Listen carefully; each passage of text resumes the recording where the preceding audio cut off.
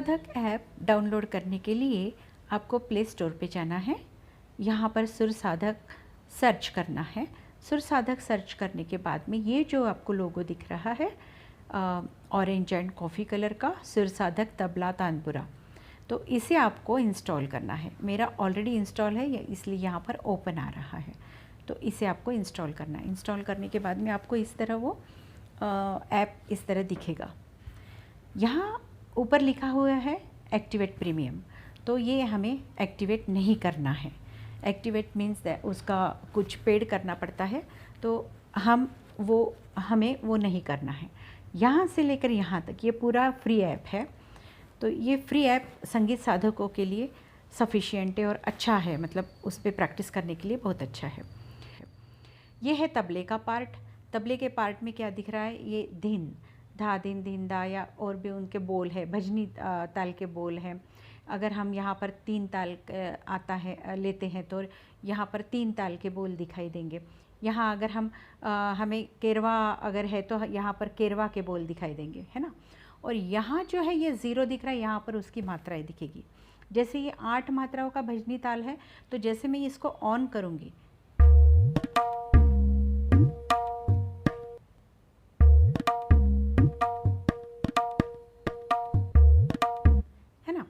उसको मैंने ऑन कर दिया तो ये 8 मात्राओं का ताल चल रहा है, भजनी ताल चल रहा है। और यहाँ पर जो है यहाँ लिखा हुआ है A#3। अब A#, इसे हैश का जो सिंबल है इसलिए वो बोलते हैं, लेकिन इसे कहते हैं A#। ये A# हमारी स्केल के अनुसार वो लेते हैं हम। ये तानपुरा से संबंधित है, वो आगे बताती हूँ। तो यहाँ पर ऐसा डिस्प्ले होता है। अब साउंड की बात अगर की जाए तो यहाँ से जो है साउंड कम ज़्यादा हो सकता है। यहाँ से ये तानपुरा तबला इनका साउंड बढ़ाना है, कम करना है, तो यहाँ से ये ऑपरेट हो सकता है। अब ये जो तबला है, तबला जैसे मैंने यहाँ पर प्ले कर दिया, प्ले करने के बाद में ये भजनी ताल यहाँ पर चल रहा है। अब मैं इसे ऑफ़ करूँगी, मुझे अब दूसरा ताल सिलेक्ट करना है, केरवा सिलेक्ट करना है या त्रिताल सिलेक्ट करना है, तो मैं क्या करूँगी, यहाँ पर देखिए यहाँ पर आ रहा है भजनी लिखा हुआ नीचे, ये ऑफ़ करती हूँ। फिर से मैं यहाँ पर देखिए यहाँ आ रहा है भजनी ताल 8, तो ये जो है यहाँ पर चल रहा था।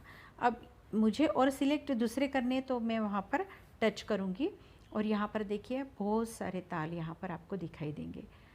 जो भी आपको इसमें से ताल चाहिए वो आप ताल सिलेक्ट कर सकते हो। 3 ताल जो है वो मैं सिलेक्ट करती हूँ।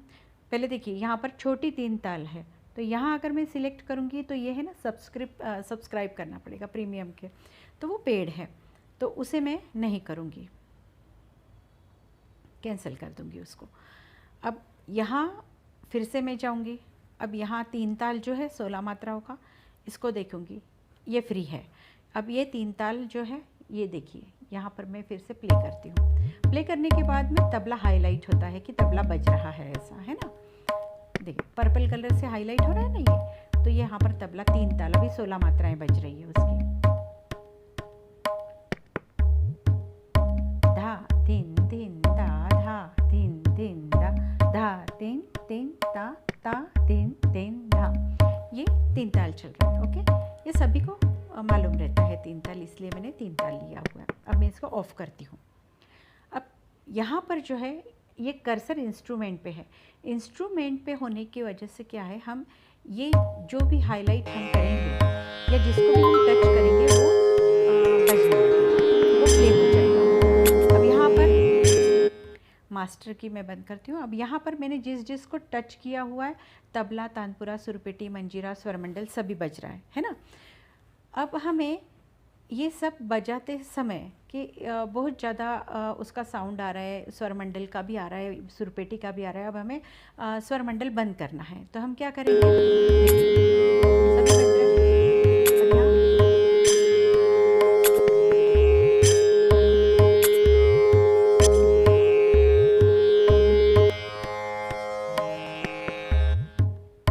इस तरह हम स्वरमंडल को मैंने टच किया, फिर यहाँ ऑफ़ कर दिया, फिर मंजीरा को टच किया, यहाँ ऑफ़ कर दिया, फिर सुरपेटी को टच किया, तो ऐसे एक एक हम यहाँ से उसको ऑन ऑफ कर सकते हैं।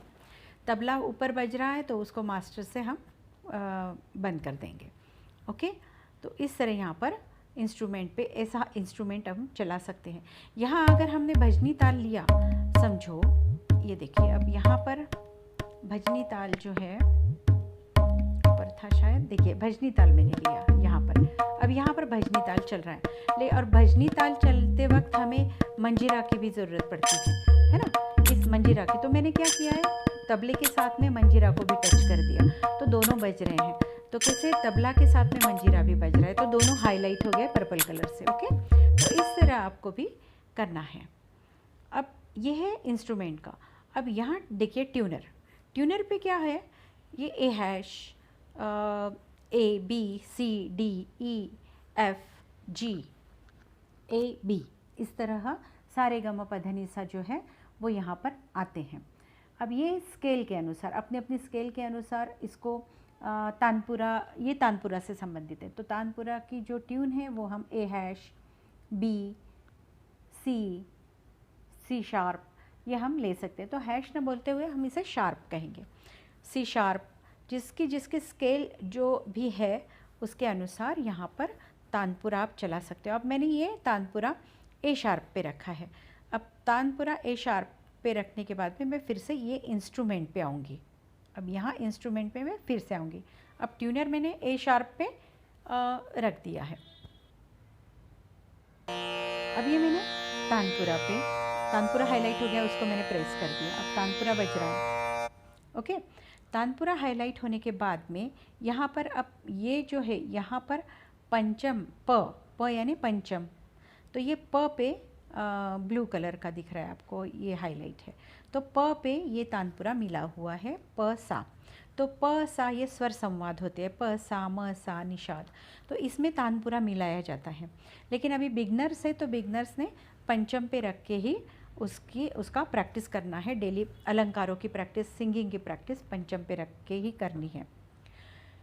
अब ये जो म है, ये इसमें भी तानपुरा मिलाया जाता है, पर वो कब, जैसे बंदिशों में कभी कभी क्या होता है, बंदिशों में किसी बंदिशों में पंचम वर्ज्य होता है या पंचम का इम्पोर्टेंस बहुत कम रहता है, तो वहाँ पर मध्यम में तानपुरा मिलाया जाता है, क्योंकि पंचम वर्ज्य होने की वजह से और पंचम कम लगने की वजह से वहाँ मध्यम का महत्व ज़्यादा बढ़ जाता है।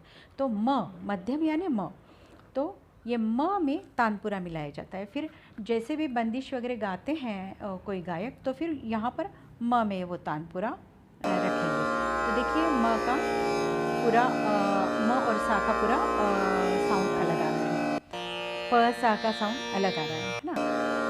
और नी का भी ऐसे कि किसी बंदिश में निषाद को बहुत ज़्यादा महत्व रहता है, तो यहाँ पर निषाद में तानपुरा बंदिशों के हिसाब से वो मिलाया जाता है। अकॉर्डिंग टू बंदिश किस टाइप के कैसी है, उसमें पंचम है, मध्यम है, निषाद है, उस टाइप में फिर ये तानपुरा मिलाया जाता है।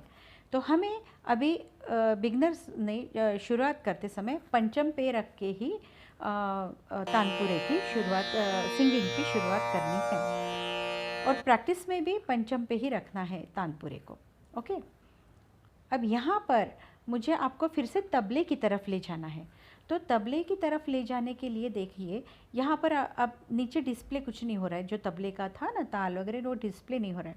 लेकिन मैं जब तबला को टच करूँगी, देखिए तबला को टच करने के बाद में इसके ये बोल भी आ गए, ताल भी आ गया, बोल मीन्स मात्रा आ गई और ताल भी आ गया, कौन सा चल रहा है ऐसा।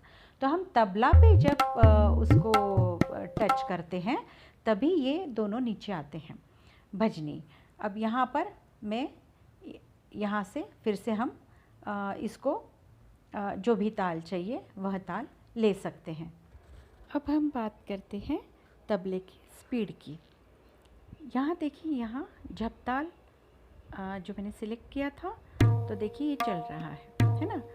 अब ये जो है इसका स्पीड यहाँ पर होता है, यहाँ पर देखिए plus plus plus plus plus मैंने किया, तो 1.1.1 से इसकी तबले की स्पीड ऊपर की बढ़ रही है। झपताल की तबला जो 10 मात्राओं का आपका चल रहा है वो बढ़ रहा है, और मैं माइनस माइनस करूँगी तो एकदम जैसे विलंबित ख्याल गाते हैं, विलंबित राग गाते हैं, तो उस टाइप में ये स्पीड हम कम कर सकते हैं अकॉर्डिंग टू सॉन्ग या बंदिश। तो प्लस माइनस ऐसे कर सकते हैं। माइनस मतलब -1 +1 ऐसे होता है।